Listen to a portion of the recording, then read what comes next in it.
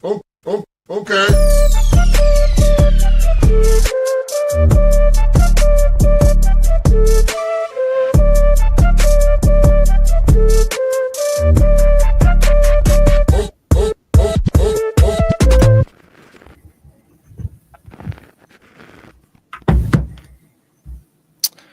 Good afternoon, everybody, and welcome to the Daily Herold here on Badlands Media. I'm your host, Jon Herold, and got a pretty good show lined up for you guys today.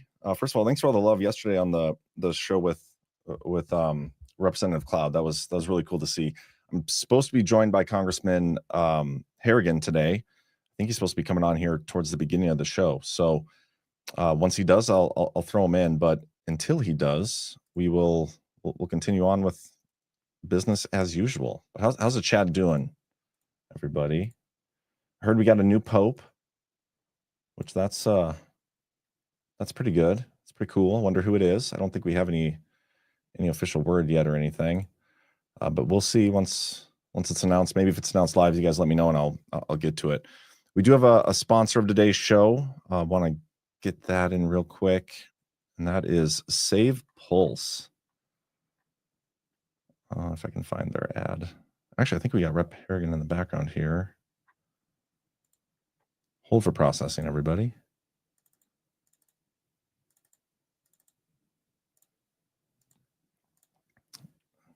There we go. Yeah, he's in the background here, so I'm just going to bring him on right away. Welcome to the show and welcome to Badlands Media. Representative Pat Harrigan, how are you doing, sir? Hey, John, I'm great. How are you doing? I'm doing well. Thank you for joining. You're a first-time Congress member, and I'm curious, what were your expectations going in, and how is reality like different from that?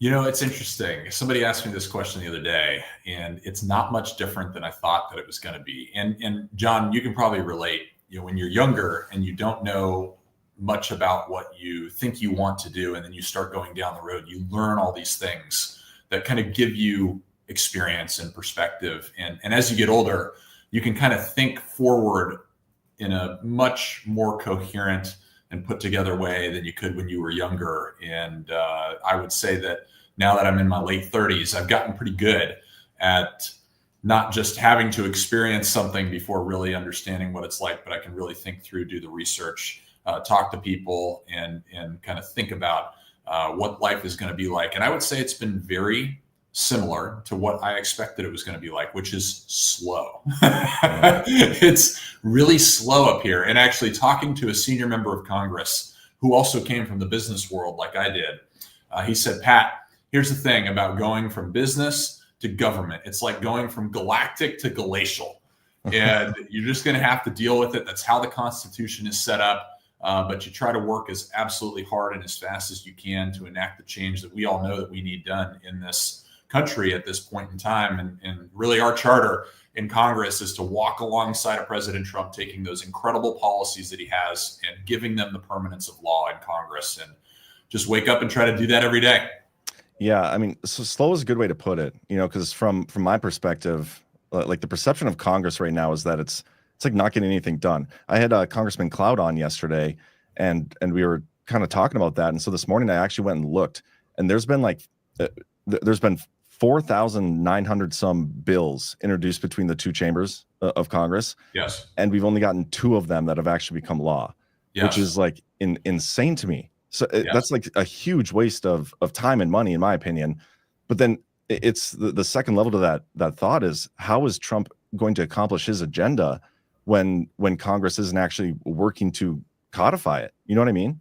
Well, take into perspective too, I would say, and look, I've only been up here for 4 months, right? Yeah. But I would say that what's going on in the background is moving things towards accomplishing President Trump's objective. And there is a process, there's a system up here. And yes, it's incredibly slow, but the wheels do churn. And we have to understand what's coming in this one big, beautiful bill that President Trump wants to get across the finish line is actually transformational for the country in terms of conservative policies moving this country in a different direction. And so there is, if I was to say some sort of analogize this, it's kind of like a duck that's swimming on the water, right? The duck looks totally calm, cool, collected, and poised.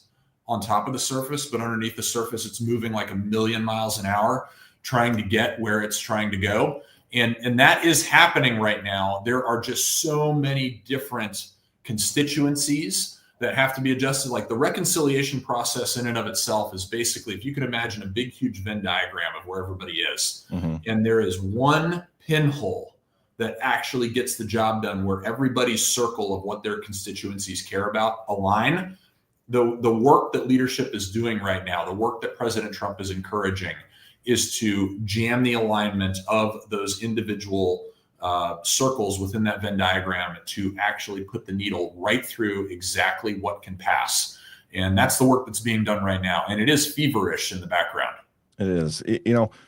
I would say that, again, this is my perception, not having, I don't get to see how the sausage is made, but Sure. To us, it feels like Congress doesn't actually care for the most part about their constituency. They don't listen. Like there are certain things, like election reform has a huge mandate in this country, yet we haven't voted on election reform.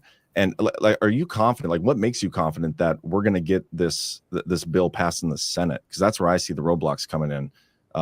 We need a 10-vote majority, don't we? Or yeah, I think it's actually the policies that are inside of the reconciliation package that makes it very difficult to vote against it. I mean, just from a Tax Cut and Jobs Act perspective, right? President Trump's signature bill in his first term, if we actually let that expire, we raise taxes on every single level of American taxpayer. It will be the single largest tax hike in American history, $4.5 trillion. That doesn't just affect rich folks in this country. It affects every single level of taxpayer, absolutely guts the middle class. The average middle class American family will have an extra $3,500 tax burden on top of the reduced purchasing power that they've already experienced through 4 years of President Biden's inflation. And so there are many things that are tucked into this reconciliation package where it will be very difficult for a senator to actually take a no vote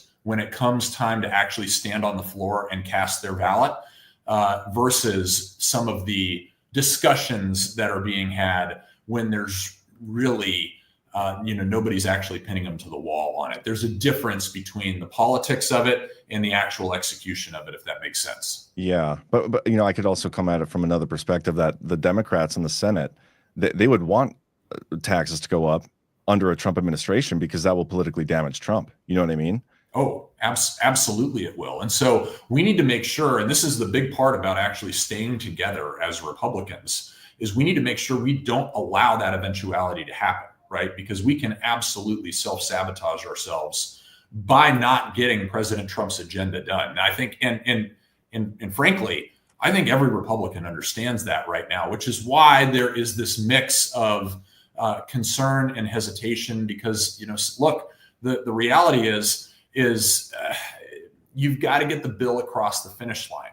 And there's people here, I'm one of them, that want $2.5–3 trillion worth of cuts.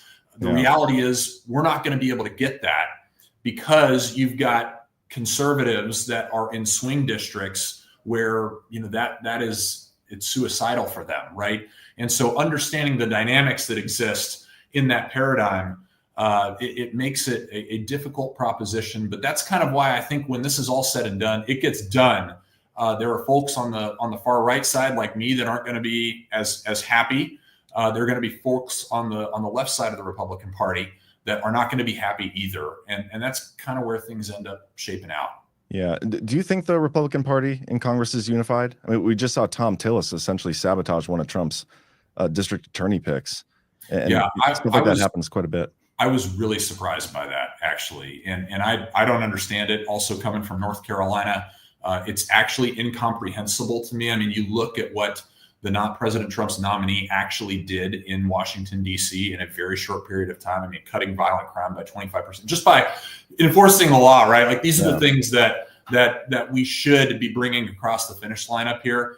I can't speak for individual onesie-twosies that decide to put their agenda above the president's agenda, above the American people's agenda, above really the party's agenda. But I think when push comes to shove on the major packages here, I think that they get done, because the alternative, if they don't get done, is absolutely fundamentally catastrophic, not just for the direction of this country, but also politically. We will pay for that in 2026. Yeah, I'm a believer that the number one issue in our country is our election system, because I think there's so many things that stem from the decisions made by our elected officials, and until we fix our election system, there's no fixing everything else like we actually need to. And the problem is that we have this idea, or we're in this framework where we rely on those elected officials who are the primary beneficiaries of that system to be the ones to fix it. And so, like, do you see an actual solution coming through where we can get to the bottom of what's wrong with our system and finally restore like faith to the electoral system? Because I don't think Trump's executive order is going to be enough, because I don't see Congress, codifying it again and making it the law of the land, or even on the local level. There's very few states and districts that implement election reform.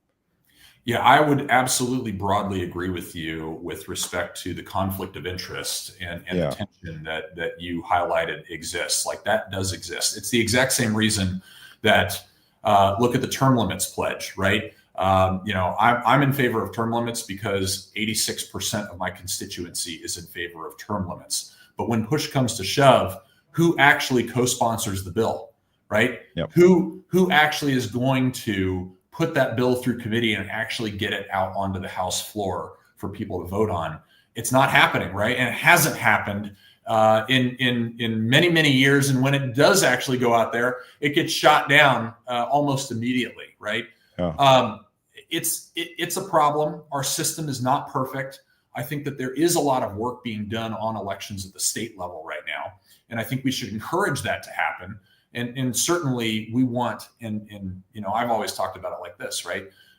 If we all sit around the Thanksgiving table with all of our extended families, and we've got different points of views and perspectives about how the country should work, how the country should go, the solutions to the problems that we have, but 50% of the folks who are sitting at the table don't actually trust the electoral system, we have to rebuild the trust in that system. Yeah. We simply have to do it. We don't have a choice. And I share your concern that a lot of this doesn't seem to be happening at the speed that it should happen, or in some cases doesn't seem to be happening at all. Yeah. But nonetheless, you just got to find, John, your champions on these particular issues that are on the committees of jurisdiction that deal with this, and really ride those guys hard.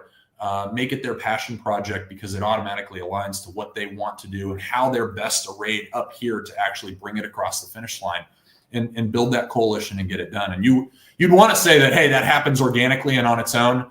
Unfortunately, it does take the participation of the people in order to get the government to move.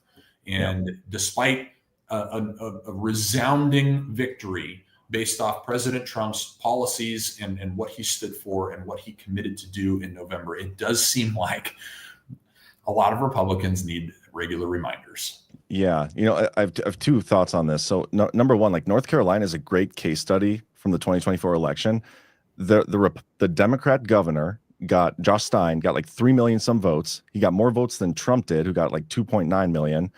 And yet the Republican candidate in North Carolina got like 2.2 million. So in today's political climate, people went to the polls and voted for Trump, Republican, but then didn't vote for the Republican governor candidate by a margin of like 600,000. Just makes no sense to me.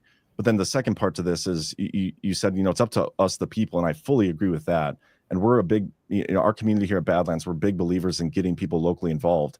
What is the best way that you know of to get like your constituents? What do you respond to? What do you see that other elected officials respond to from their constituents? Because, a lot of the times people send emails and make phone calls, but it seems like they don't actually get a response or get what they want out of their elected representatives. Look, I've always thought that the best way to get the ground truth of what my constituents want is to simply be present and talk to them. Yeah. It's incredibly important to me. And that is what I have committed to do every single opportunity that I get to go back into the district. We basically spend 4 days up here a week. We spend 3 days down in the district. Now, one of those days is always Sunday, and that's a family day for me.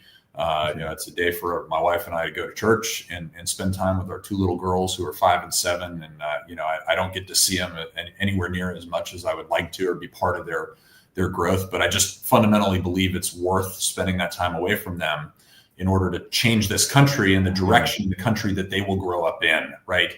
But I think just talking to people, that's it. And I have a sign that sits above the door to my office that when I walk out to go vote, it says, "Remember, no one in Washington, D.C. voted for you." I love that. It's a reminder for anybody who walks through that door, whether it's somebody that owns a company somewhere in the country, even if it's in my district. It's a reminder for lobbyists. It's a reminder for my entire staff. And it's a reminder for me. I see it every single time I walk out the door to vote, of who my constituents are. And it forces me to think, okay, hey, what do my constituents want here? What do my constituents want here? What do my constituents want here? Because they're back home. I'm up here. I'm their representative here in Washington. Yeah. And I'm trying to be as congruent to their will and their wishes, what they want to see happen up here in Washington, D.C., as I possibly can. But you have to work in order to get that understanding. You have to work in order to maintain it. Yeah. How many other elected officials up there have that same mindset, though? You know what I mean? Like, it does seem like there's so many congressmen who they don't feel like they represent their people. They say that, but the way they operate and act, they don't do it. Like Tom Tillis is a perfect example because of what he just did with Trump's pick. His people, the people of North Carolina who voted for Trump, they wanted his candidate there as a district attorney in DC, but Tillis didn't do that. That's actively working for selfish reasons, whatever those reasons are. That I just feel like there's very few people with that mindset. So I do respect it. It's definitely something that I've been very intentional about, and really, trying to come up here and be deferential to my colleagues as I kind of learn the way that this place operates, but always keeping in mind my center, why I'm here, who I'm here to serve, whose I am. I'm a very faithful person. My wife and I are very faithful people. That's and right. You have to know who you are and what your purpose is if you're going to be successful up here, and not kind of turn left or right without identifying that you're turning left or right. It's off the path, right? You have to be very introspective, and you've kind of got to know the deeper things of life. You got to be a little bit of an old soul, and to be totally honest, in order to not kind of become adrift on open water up here. It'd be very easy to do. Cool. I have a couple more questions.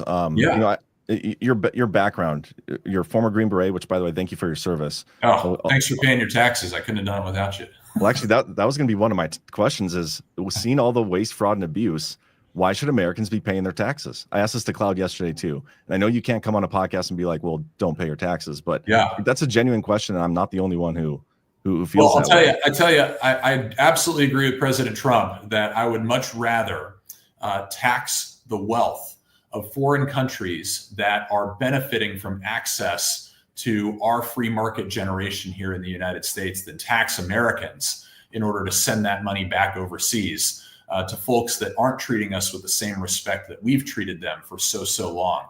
So I absolutely would love to see that result in lower taxes, and am fighting for that up here in Washington, D.C. But, look, I think that you ask a legitimate question. And I think that just from a military perspective, given my military background, given that I sit on the Armed Services Committee, given that we're going to have the first $1 trillion defense budget, we have to step back and say, well, the Pentagon hasn't passed an audit in 7 years.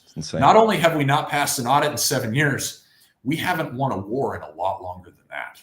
Yeah. I mean, if you look back all the way to World War II, all these investments that we've made, we haven't won a single conflict except for Desert Storm. And that's because Desert Storm fit in a perfect little box that align with the capabilities that we have decided to purchase through our defense industrial base and build, which are these very expensive, very exquisite capabilities. But the reality is, if we don't deliver decisive overmatch on the battlefield in a very short period of time, we run out of that stuff and we absolutely lose the economics of the conflict. And that's how we get to where we are in Ukraine today, where we're shooting $1 million missiles at $50,000 drones. Who do you think is going to win that one long term, right?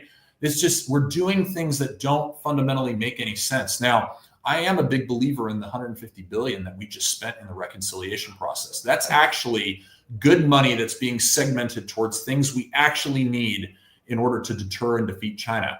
I'm very concerned about the $900 billion that is the normal operating budget that has not passed an audit, that has been used to buy equipment and invest in technologies that have not helped us win the last 30 years of conflict and aren't relevant to deterring or defeating China.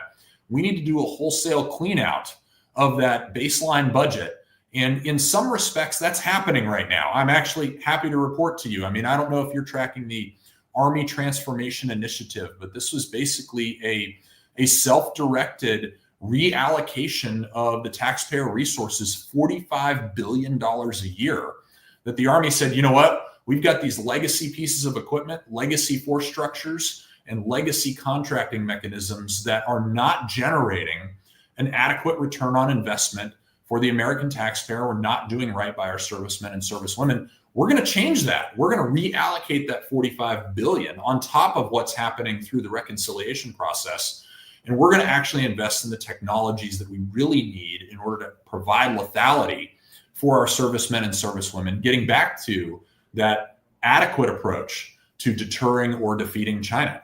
And so I think that I'm seeing some things starting to move in the right direction, but that's only happened because of President Trump, Secretary Hegseth, and Army Secretary Driscoll, who have been working together to fundamentally break apart the traditional paradigms that have governed Washington, D.C. and the lobbying base and the defense industrial base. And so they're pushing back on all of that, and they need to now do it in the Navy and the Air Force, and that's exactly what's coming. Yeah, I mean, you do see the pushback from the Trump admin and Trump himself. Again, it really feels from public perception that Congress and the judiciary even are working against them, which is difficult. But speaking of Congress, there's these whispers of congressmen with dual citizenship, and you see all these, like, all the money we're throwing overseas. Do you think it's something that we could actually get pushed through, where, like, if you're a dual citizen, you have to proclaim it, and, like, or that should be illegal? Because dual loyalties, to me, if even one person is that way, like, how could you serve as an elected official when you have loyalty to two different countries? You know what I mean? How can we trust that you're loyal to America first? I absolutely think that's a valid point, right? And I think we have to look at that. And not just look at it, like, we've got to do something about it. And we actually have some legislation coming out that doesn't deal specifically with that. It actually deals with the purchase of land in America by folks who are dual citizen or companies that are owned by foreigners. We have to deal with this problem in this country. And as you talked about, if someone is a citizen of a foreign country, it is and should be our expectation that they are loyal to that foreign country, right? They are going to act in their foreign country's best interests. Yeah. And they are going to exploit every part of our system that has been exploited for the last 50 years because of really weak American leadership that has let it happen. And no, I don't think that we can fully trust those individuals. I think it's highly problematic, and we need to address it. But we need to address it in a more broader sense, particularly as we look at what China has done to our country. I mean, I also sit on the science, space, and technology committees. Mm-hmm. And what I have learned since coming up here is the scope and scale of Chinese espionage from our research universities, our national laboratories, our corporate companies, as well as our defense contractors. Like, we have had trillions of dollars worth of intellectual property and research and development technology stolen from us by the Chinese Communist Party. We have got to put a stop to all of this. And it starts with first understanding, who are you loyal to based off where you hold citizenship? Yeah, and going back to what you just said there about these foreign countries and the bill that you guys have coming, or that's you're working on, these foreign countries buying land. What about preventing them from buying politicians too? Because you see, like, AIPAC, this lobbyist group, and how many of our elected officials are sponsored or funded by them. Like, to me, that's another issue. Like, there's these foreign entities who are part of lobbyist groups, and they're funding the campaigns and potentially the decisions that a lot of these politicians are making that are working against their constituents. I think you've got to take a look at each individual representative to determine whether or not that's consequential to them, right? Sure. And stepping back, we were my wife and I were the biggest funder of our campaign by an order of magnitude versus anybody else, right? So it's like, hey, $5,000 here or $10,000 there, like that's nothing compared to what my wife and I put into our campaign. And we made this investment because we fundamentally believed with the fall of Afghanistan that this country was absolutely going off the rails and it wasn't going to be a good place for my daughters to grow up in. And we need to change that, not just for my kids, but for everyone, right? Like I want the next generation of Americans to have it better than we had it. And I think we're at a point where if we don't enact what President Trump has promised to enact across the campaign over the last 2 years, we are at a point where we will potentially give less opportunity to the next generation of Americans than the last one. And that's never happened before in our nation's history. And so I think you've got to take a microscope to each individual representative. I think that's why there are financial disclosures. That's why there are campaign disclosures that have to happen.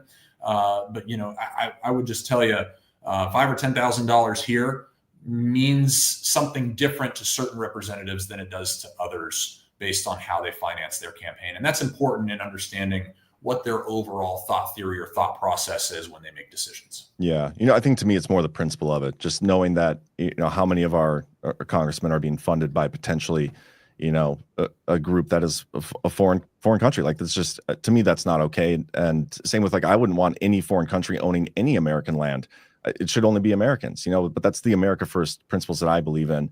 And that's exactly what our bill deals with, right? It deals with this concept of reciprocity, where that President Trump has really put forward. And it just says at the end of the day, look, if an American citizen cannot buy land in your country, then you shouldn't be able to buy land in ours. Yeah. It's really that simple. And I think that is, there's some particulars of our bill that I think are really, really important to driving that process home and changing the paradigm here. But we have to start prioritizing the needs of American citizens in this country. We have to start making citizenship actually worth something again. Yeah. It's got to be meaningful. It has to count for something. And I demonstrably, I know it moves slow, but I really do think we're moving things in the right direction up here.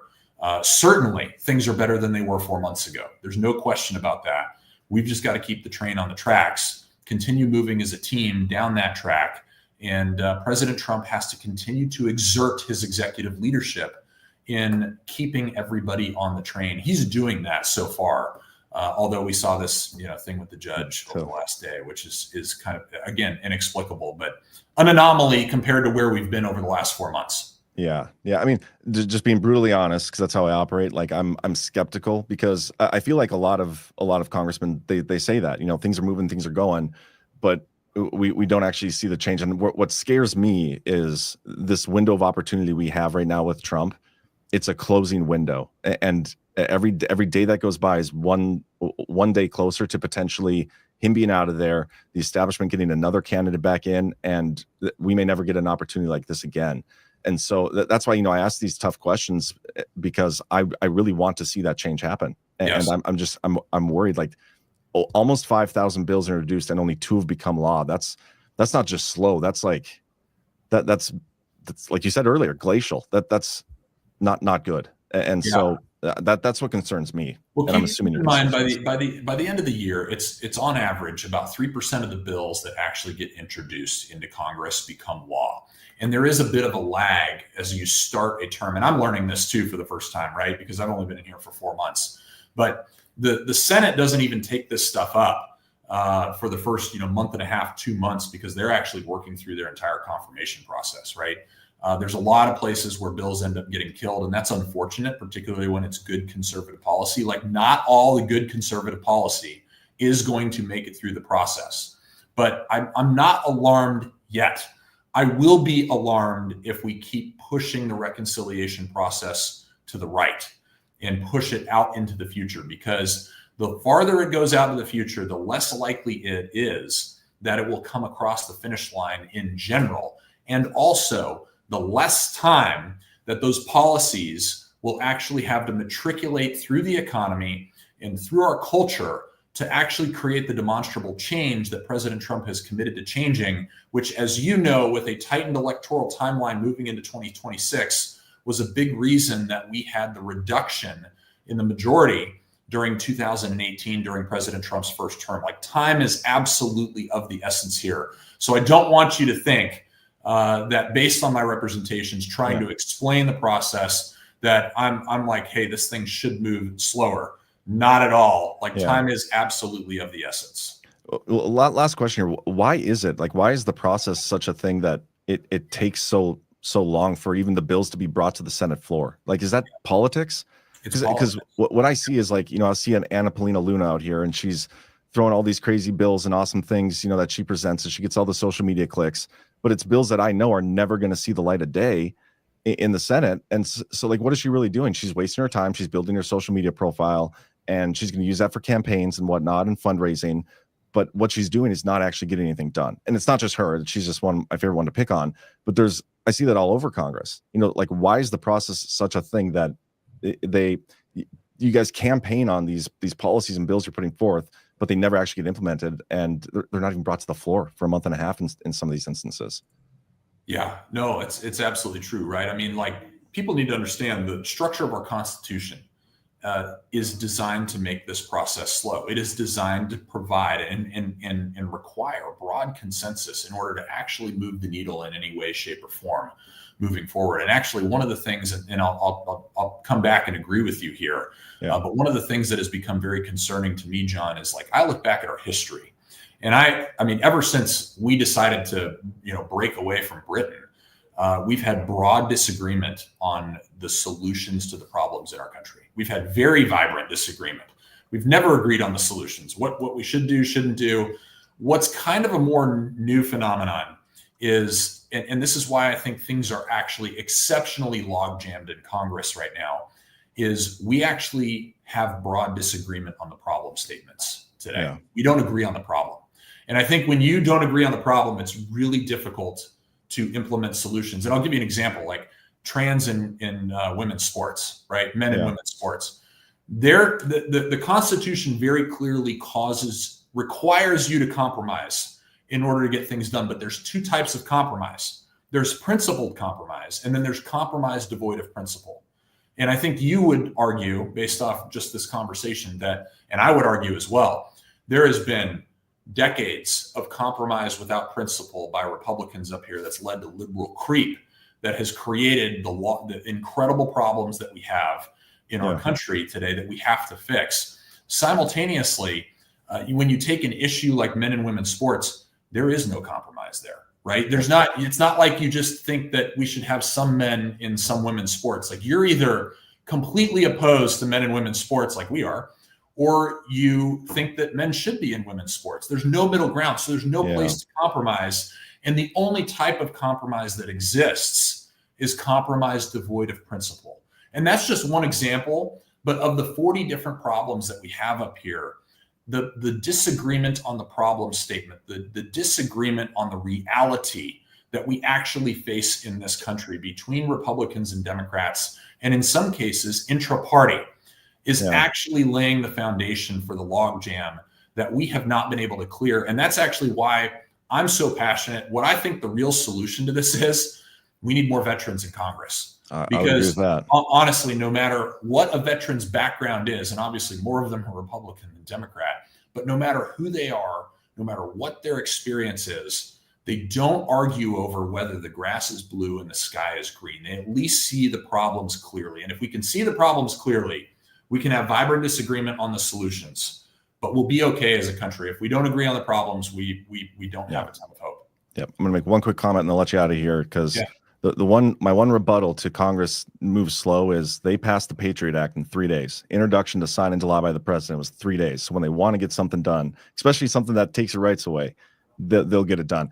But I really appreciate your time. I don't even know how much we were scheduled for, but I probably went well over it. Yeah, whatever it is, it's worth it. It was super fun talking to you. I will tell you, from a broad historical perspective, Congress gets nothing done until we hit a time of crisis, and then we actually end up getting a lot done. So you got to have the right people at the right time. And I think we all know it feels like we're awfully close to crisis. The world's on fire right now. President Trump's trying to turn the temperature down. Like, we're all rowing in the same direction, or at least trying to up here. Please, as constituents, continue to encourage your elected officials to continue doing the right things up here. It's critically important. Awesome. Well, appreciate that, Congressman, and hopefully we'll get you back on again soon. It was great talking to you. John, super fun. Y'all take care. See ya. Bye. Awesome. I'm very grateful. He gave us a lot of time there. And like I said, I have no idea how long we were scheduled for, but I enjoy interviewing these people and like putting them through the grinder. Like that was good. I mean, a lot of political answers. They're coached to respond in that way to many of those tough questions, but no, that was fun. So let me know what you guys think of that in the chat. I'm going to run through the news. I hear we got a new pope. Is that true? An American pope too, of all things? What is going on? So I'm going to look this up quick if I can.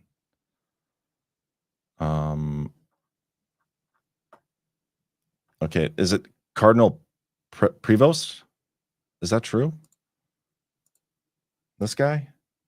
I don't know if you guys in the chat can verify that for me. Is that the first American pope we've ever had? I'm pretty sure it is. That is the guy. Crazy.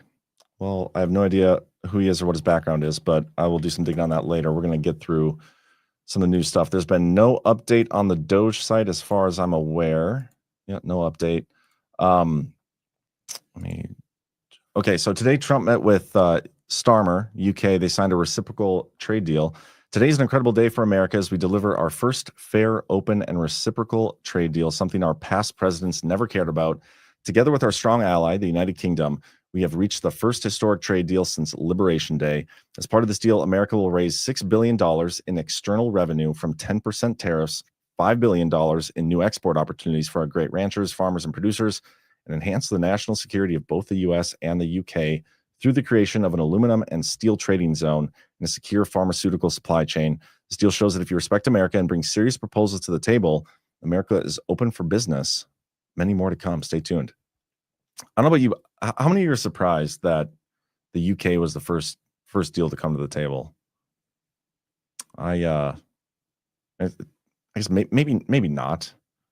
They have been historically considered our, one of our greatest allies, whatever.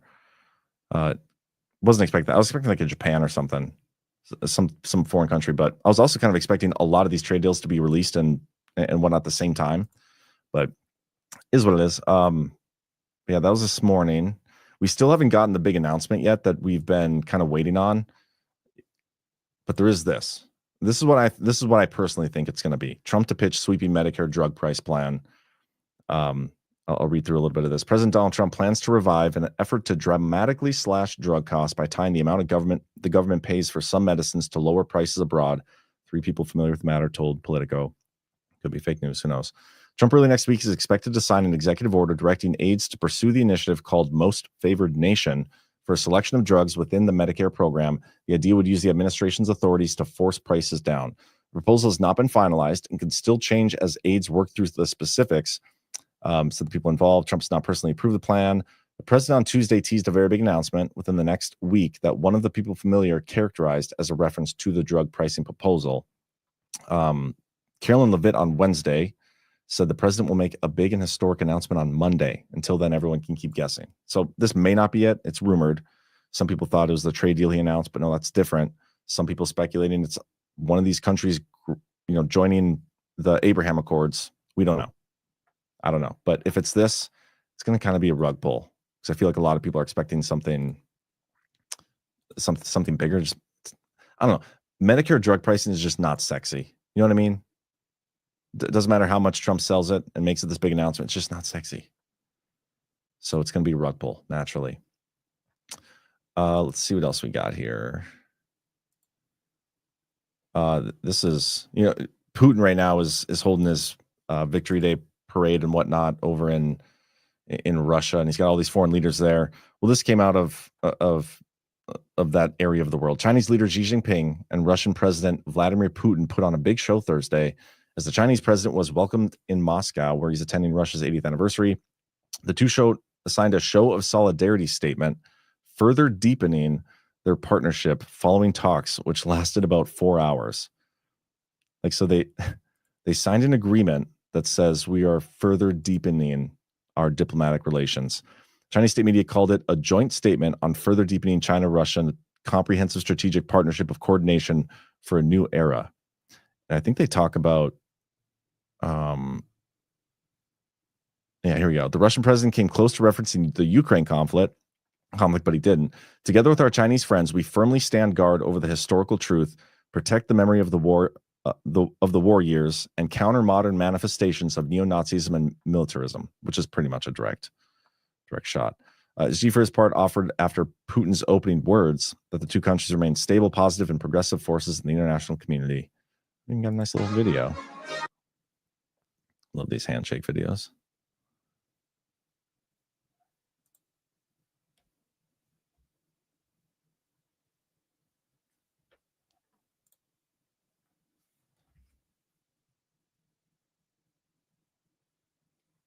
Okay, so hold for processing. We're gonna.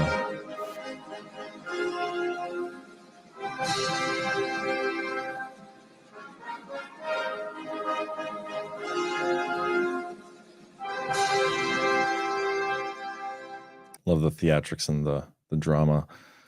Yeah, the new Pope was selected. Already did that. Oh, Pakistan conflict heating up. Pakistan, India says they killed up to 50 Indian soldiers in fresh border clashes. Both of these countries are nuclear countries, right? Like they both have allegedly nuclear weapons. I wonder, man, if this keeps escalating, it could be the dynamics here are very interesting with like who's at play in terms of allies and whatnot with this conflict. It could get really interesting.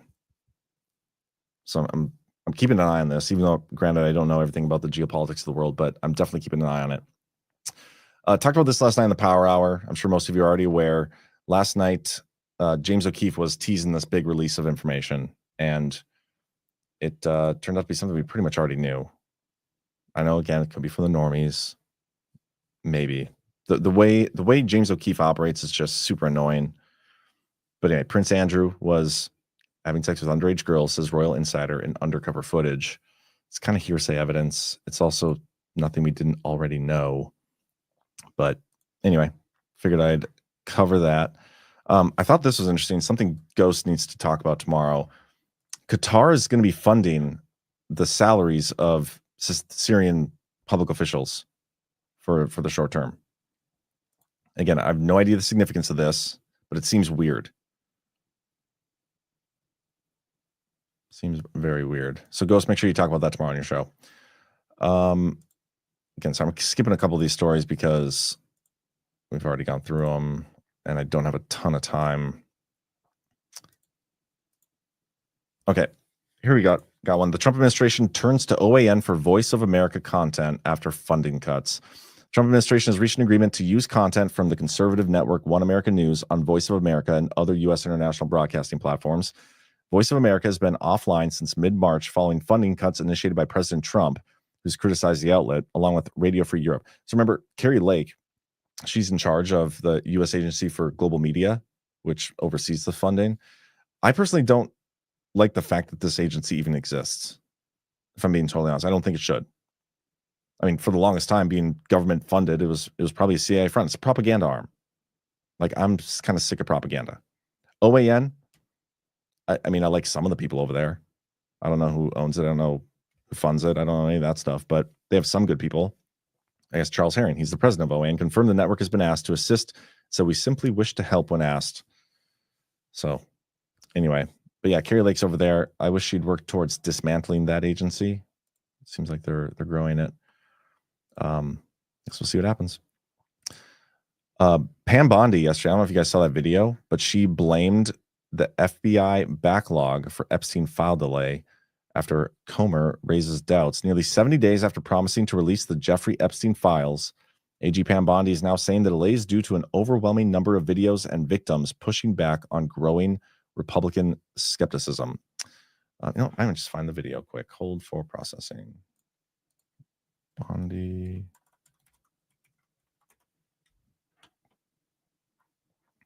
Here we go. James Comer said yesterday that all the Epstein files are missing. We still haven't heard from you. No, the FBI, the FBI, they're reviewing, there are tens of thousands of videos of Epstein with children or child porn. And there are hundreds of victims. And no one victim will ever get released. It's just the volume, and that's what they're going through right now. The FBI is diligently going through that. I haven't seen that statement, but I'll call him later and find out. James Comer said yesterday that all This is Ash sent me something that I think is interesting. I'm gonna pull this up here quick. Where's it at?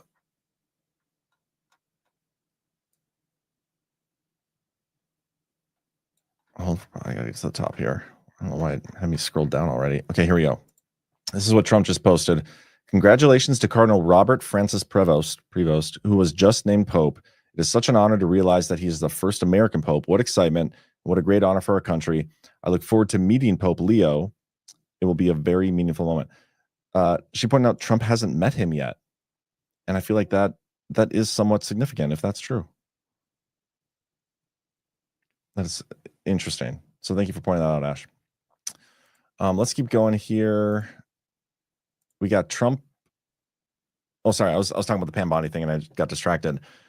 Yeah, I've said this before. I'm like done giving the benefit of the doubt to any of these people. I fully understand the dynamics in play. I fully understand if they're going to prosecute some of these people who are guilty of crimes, it takes time. That doesn't mean we still can't get upset and call for it, because it is possible we're wrong about there being, something bigger going on behind the scenes. And if we're not demanding this stuff and getting upset about it and drawing attention to it and forcing consensus over it, what if it doesn't happen? I would much rather go down swinging and asking for this stuff that I want, like the Epstein files to be released in whatever form they can be, than not. And the interesting thing about this one too is Comer said he floated the theory that DOJ officials under the previous administration may have destroyed Epstein-related documents to protect powerful figures. And then a spokesperson for him actually doubled down. Over the years, possible deep state actors within the DOJ may not have preserved all Epstein documents. I mean, that is an interesting thing to say. I mean, it's not surprising that could happen. How would they know? How would they prove it? Unless there's like double copies of everything. But yeah, I'm looking for movement, for action on all this stuff. You guys know how I operate. I want to actually see stuff getting done instead of all the sweet talk that we get from these politicians, because that's what they do. Both these representatives that we've had on these last 2 days, Cloud and Harrigan, they seem like genuine people, but they're still politicians at the end of the day. And all these talking points are rehearsed. And tough questions make them uncomfortable. But it's really difficult to get to like the bottom of an answer with any of this stuff from any of these people. And that's frustrating. The Trump administration invokes state secrets privilege in Salvadoran deportation case. That's just interesting, but it has to do with is this the Abrego Garcia case? The Trump administration has invoked state secret privilege in response to a federal judge's demand for information about the deportation of Kilmar Abrego Garcia. Yeah, that is still going on, which is kind of nuts. Speaking of Bondi and Kash Patel, this was from yesterday. The DOJ announces 205 arrests and 115 children rescued in nationwide child exploitation crackdown. I absolutely love seeing stuff like this. Absolutely love it. This is the tangible progress that I can certainly get behind, and I want to see more of, because this is a bad problem in our country. I can simultaneously be annoyed by Pam Bondi for the lack of, disclosure of documents that we want to see, but be super excited that they did this, save some kids. This is good news. I think there's even a police individual involved. Yeah. There was a former Washington, D.C. police officer was accused of trafficking minors. So great news. Bill Gates freaking out. It's an interesting video. Now with these cuts, if they're not reversed, we'll go to over 6 million dying. So instead of going down, we'll go back up. Wow. So it's a difference of 2 million lives. Absolutely. Bill Gates basically saying Doge is going to kill 2 million people. Seems high. And then we got this from Bernie Sanders, and this is the last thing, and I'll get you guys out of here. Is in a week. The only way you can get around to talk to 30,000 people. Think I'm going to be sitting on a waiting line at United waiting, 30,000 people are waiting. That's the only way you can get around. No apologies for that. That's what campaign travel is about. We've done it in the past. We're going to do it in the future. The socialist Bernie Sanders explaining why he doesn't wait on passenger airlines. He flies private jets. He owns multiple homes. But hey, we gotta start taking money from the trillionaire class or billionaire class, because he's a millionaire now. This guy's a joke. Don't know how he's still in Congress. Don't know how any of these people. I mean, I do. It's election fraud. But anyway, that's all I got for you guys. Appreciate you tuning in. Hope you enjoyed the interviews this week.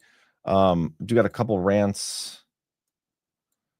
Doctrine name only leaves with 2 of them for $20. Appreciate this. Interviewing the tactical civic spokesperson after these congressmen is perfect timing to contrast an upside down mindset. We the people collectively are sovereign, not just voters and taxpayers. And then again, another rant from Doctrine name only. We need fewer laws and more existing law, constitutional enforcement, and oversight of our elected servants. I have my kids till Monday morning, and next week I am planning on reading through the tactical civic stuff that you sent over. And yeah, we should try to get them on the show soon too, because that would be a good contrast. Other than that, guys, oh yeah, did I not talk about Ed Martin? I mean, I kind of did with the congressman. I guess I didn't tell the story. But here we got that. Trump to choose a new D.C. U.S. attorney. Your nominee for U.S. Attorney of D.C. Do you have a backup plan if this Senate do, does not? But he's a terrific person, and he wasn't getting the support from people that I thought. He's done a very good job. Crime is down 25% in D.C. During his period of time. I'm very disappointed in that. But I have so many different things that I'm doing now with the trade. I'm one person. I can only I can only lift that little phone so many times in a day. But we have somebody else that will be great. I just want to say Ed is unbelievable. And hopefully we can bring him into, whether it's DOJ or whatever, in some capacity, because really outstanding. To me, it was disappointing. I'll be honest. I have to be straight. I was disappointed. A lot of people were disappointed. But that's the way it works sometimes, that's the way it works. And he wasn't rejected, but we felt it would be hard. And we have somebody else that we'll be announcing over the next 2 days who's going to be great. The thing is, though, is like if it's about the position of the district attorney in DC, and like they just don't want Trump to fill that position with one of his guys, the same thing that happened to Ed Martin is going to happen to whoever he picks next. It might not be Tom Tillis this time. Maybe it'll be somebody else and for some other BS excuse. But if it's really about that position and how important it is, as CanCon has been talking about, and Ash and whatnot, then they're not gonna let anybody get in there that Trump wants. They're not gonna let anybody get in there that's gonna do the job that's they're required to do to fix the problems we have. You know what I mean? So I think there's got to be something else that happens to get us across that finish line. Again, I don't know what the answer is, but I doubt they're gonna let one of Trump's guys get in there. Anyway, thank you everybody. Appreciate you tuning in, and hit that thumbs up if you don't mind. And I will see you next time I see you.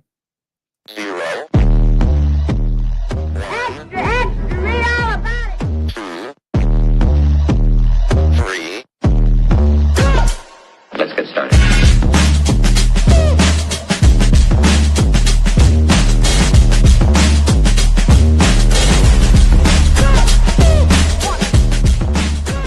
That's what she said. Oh, that's real good.